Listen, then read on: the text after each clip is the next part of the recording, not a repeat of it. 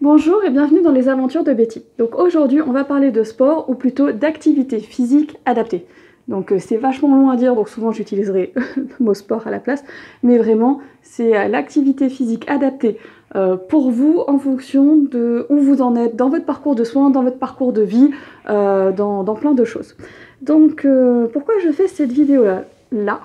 Pas du tout pour culpabiliser les gens qui ne feraient pas du tout de sport, d'activité physique, soit parce qu'elles n'en ont pas envie, soit parce qu'elles n'en ont pas l'énergie, la force ou les capacités. Et c'est encore une fois une démarche très égoïste.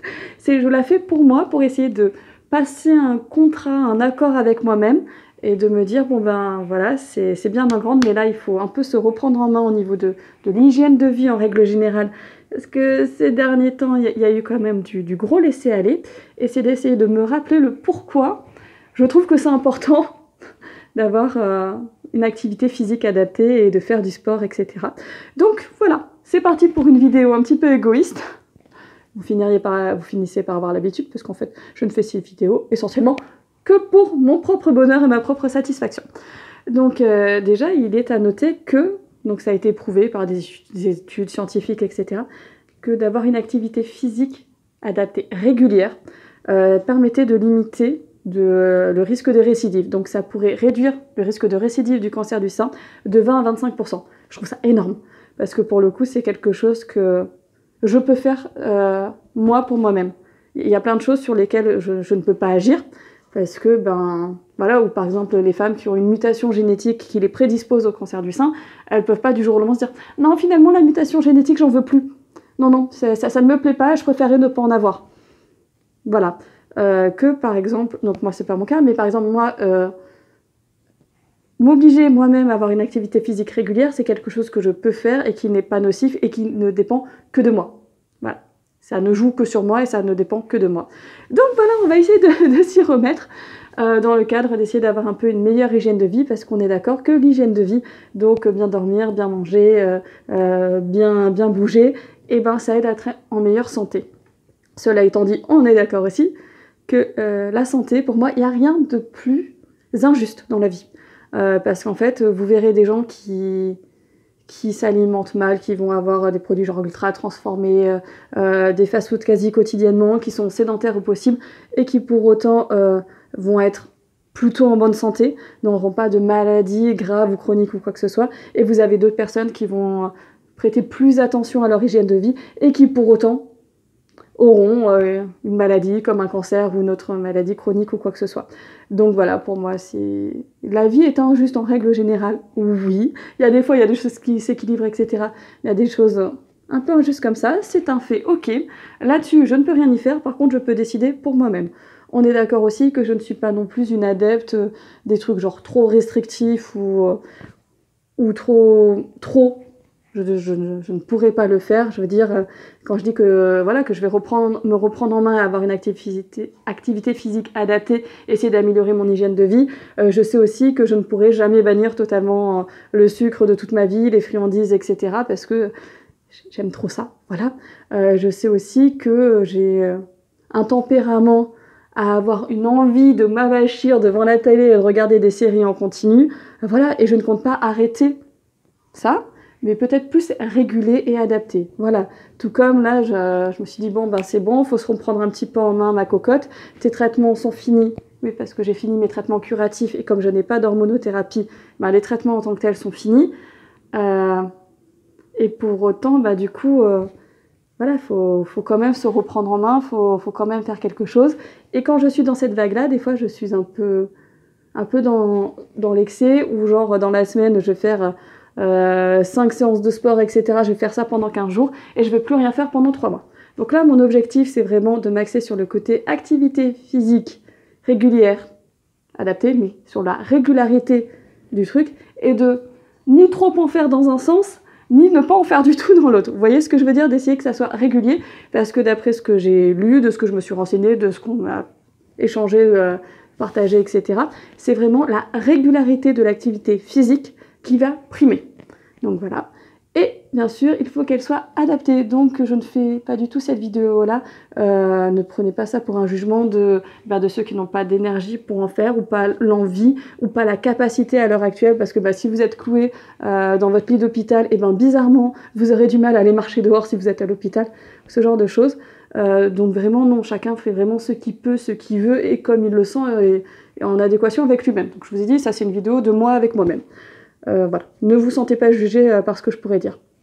Donc, cela étant dit, activité physique adaptée, ça veut dire aussi que vous demandez aux professionnels de santé qui vous suivent si jamais le sport ou ce que vous avez envie de faire est adapté ou pas. Je vous donne un exemple très bête. J'aurais pu, parce que j'habite en bord de mer, tester le kayak ou quoi cet été. Je ne l'ai pas fait parce que mon oncologue m'a dit, avec le curage ganglionnaire que tu as eu, le fait qu'il te reste quand même si on ne le voit pas beaucoup, moi je le sens, un lymphodème, une corde, etc. active, je préfère que tu ne fasses pas de mouvements de pagaie, etc. Tu peux nager tranquillement, ne fais pas trop de crawl, en tout cas pas de façon intensive, ça tombe bien, j'aime pas ça, mais voilà. Bon, vous me direz, là on est en plein hiver, donc je n'ai pas testé le kayak cet été, je ne testerai pas cet hiver, et c'est pas bien grave. Il y a plein d'activités physiques qui s'offrent à vous. Voilà, je sais que ces derniers temps, je faisais des choses vraiment douces, etc. Et je suis donc encore suivie par le cardiologue qui m'a dit oui, sauf que tu es jeune et ça serait bien de faire un petit peu plus aussi d'endurance, des entraînements cardio, mais vraiment pour l'endurance, parce que voilà, tu es jeune et pour les prochaines années, ça te sera bénéfique. Donc vraiment, c'est à discuter avec les médecins qui vous suivent et vos envies, parce que vraiment faire un sport pour lequel c'est une contrainte, un truc que vous n'aimez pas du tout, on est d'accord qu'au niveau régularité, ça ne sera pas ça. Donc j'ai trouvé, voilà, moi, des petites activités physiques adaptées, mais c'est aussi me balader avec mon chien. Hein. Moi, je compte ça comme une activité physique. Je veux dire, quand on se balade pendant 1 heure, elle et moi, pour moi, ça compte pour du sport. Hein. Peut-être pas pour d'autres, mais pour moi, c'est bon, c'est sur ma checklist.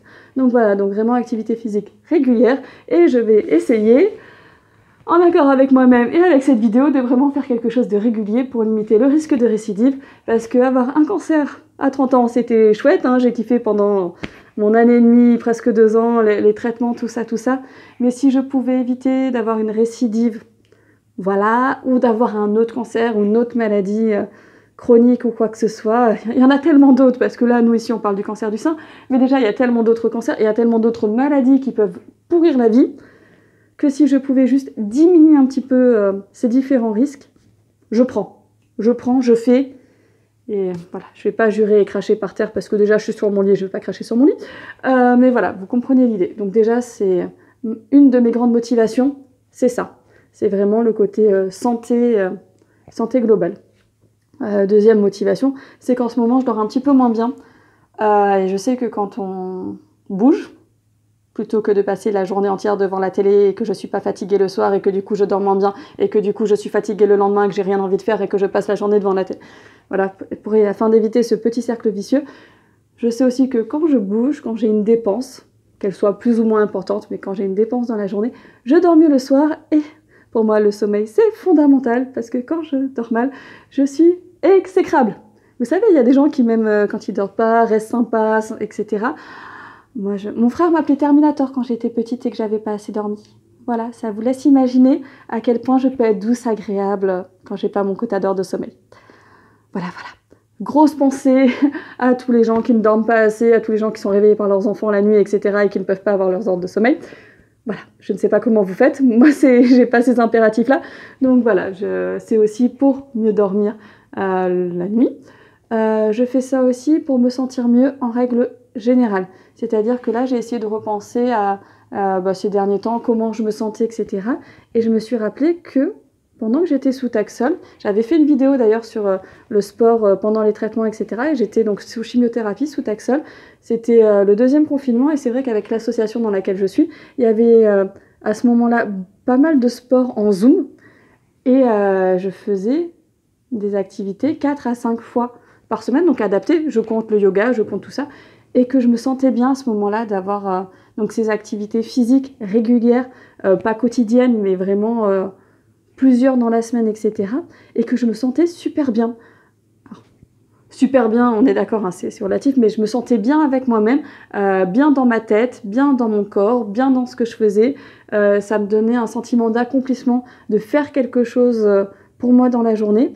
Et je me suis rendu compte que ces derniers temps, j'avais laissé un peu tomber. Et que parce que l'arrêt des traitements, parce que parfois la vie reprend son cours, parce que grosse flemme, j'ai tendance à procrastiner énormément, à me dire demain. Et voilà, et je me suis rendu compte que quand j'avais cette régularité dans ma vie d'activité de sport ou quoi que ce soit, je me sentais mieux. Donc, est-ce que ça ne voudrait pas le coup que je m'oblige un petit peu plus? Voilà. De faire un petit effort quotidien pour me sentir mieux au global. Donc, voilà, c'est essentiellement ça, mes motivations pour reprendre une activité physique adaptée. Hein, c'est en termes de santé, cancer, de limiter le risque de récidive, le fait de me sentir mieux dans mon esprit, dans mon corps, etc., en dehors de tout objectif esthétique. Hein. Là, c'est pas dans un objectif de perte de poids, de prendre du muscle ou quoi que ce soit, mais c'était juste que je me sentais mieux, que je me sentais plus en forme, plus en forme, plus calme aussi. Et ça peut ne pas me faire de mal en ce moment où j'ai besoin d'un peu de calme dans ma vie. Donc ça. Et par contre, pour une considération cette fois-ci un peu plus esthétique, c'est que je suis toujours en phase de reconstruction et que dans tout ce que vous lirez, dans tout ce qu'on vous expliquera, etc., c'est vrai que de garder un poids stable, on n'est pas au kilo près, mais un poids stable, et c'est bon pour la santé, mais ça on l'a déjà dit, mais aussi en termes de reconstruction et d'esthétisme de reconstruction, c'est plutôt mieux parce que là, à partir du moment où vous êtes reconstruite, quand vous allez prendre ou perdre du poids, du coup les seins ne vont pas réagir pareil, parce que pour ma part, j'ai une mastectomie totale d'un côté, donc je sais que le sein qui va être reconstruit ne prendra et ne perdra pas du poids de la même façon que de l'autre côté, que ça peut modifier l'esthétique, etc. Et donc là, je suis en phase de reconstruction. J'en ai fait plusieurs vidéos d'ailleurs là-dessus, et je me dis que peut-être qu'avant que ça soit tout fini, tout bouclé, si je pouvais essayer d'être stable au niveau du poids que j'ai, du muscle que j'ai, de ma physionomie que j'ai, qui est telle qu'elle est, je ne serai plus aussi mince que ce que j'ai pu être, soit pendant les traitements, soit avant. C'est pas grave, là pour l'instant je me sens bien dans ma peau et dans mon corps, donc c'est tout ce qui compte, mais vraiment d'essayer de stabiliser tout ça, parce que ces derniers temps j'ai fait un peu du yo-yo sur plein de choses, et voilà, de stabiliser ça pour que l'esthétique au final me convienne. Je veux pas qu'elle soit parfaite, mais qu'elle me convienne, parce que sinon ça a quand même... Enfin, c'est dommage de passer par tout ce processus de reconstruction pour essayer d'avoir un sein qui ressemble à l'autre, si en fait je ne fais pas ce qu'il faut aussi pour essayer de conserver ça et ne pas m'amuser à me faire opérer tous les 4 matins parce que j'aurais pris du poids, parce que j'en aurais perdu, parce que plein de choses. Donc voilà, j'avoue que ce sont mes raisons qui vont me pousser là à refaire une activité physique régulière adaptée. Donc comme je vous disais, de ne pas forcément trop en faire pour ma part, mais vraiment que ça soit beaucoup plus régulier. Après, vraiment, moi j'ai discuté avec des personnes donc en traitement ou qui ont en hormonothérapie ou qui n'ont plus de traitement, et il y a peu de limites, alors mis à part les limites médicales qui vous sont reposées, mais il y en a qui font des activités physiques, des sports auxquels on n'aurait pas forcément pensé, etc. Il y en a pour à peu près tous les goûts, toutes les envies, etc. Et voilà, donc c'est vrai qu'il y a peu de limites à ce qu'on est capable de faire. En effet, le cancer ne nous définit pas. Oui, des traitements, ça fatigue. Je vous en ai fait toute une vidéo, et oui, je suis encore fatiguée alors que je n'ai plus de traitement. Et j'ai des périodes où, oui, là, je suis fatiguée. Là, ça fait 2 soirs de suite où je m'endors à 19h devant ma télé. Je m'endors de 19h à 20h et puis après, je suis pompée d'up. Mais bon, c'est comme ça, c'est la vie. Il y en a aussi d'autres qui sont fatigués alors qu'ils n'ont pas eu les traitements. Comme je dis, c'est à adapter en fonction du moment. Si vous êtes actuellement cloué dans votre lit d'hôpital, non, non, voilà. Mais l'activité physique adaptée sera peut-être de faire ce que le kiné demande de faire pour limiter la perte de muscle, pour limiter les problèmes, etc. Voilà, donc c'est de faire... trouvez-vous ce qui vous convient en accord avec les médecins, en accord avec vous-même, de ne pas essayer de faire un sport qui, sous prétexte qu'on vous a dit que c'était génial, mais qui ne vous plaît pas. Non, ça serait une torture, c'est pas le but non plus. Donc voilà, moi j'ai trouvé les activités que je voulais faire, que je vais maintenir, et que j'espère je vais maintenir. Allez, on va essayer de s'obliger soi-même.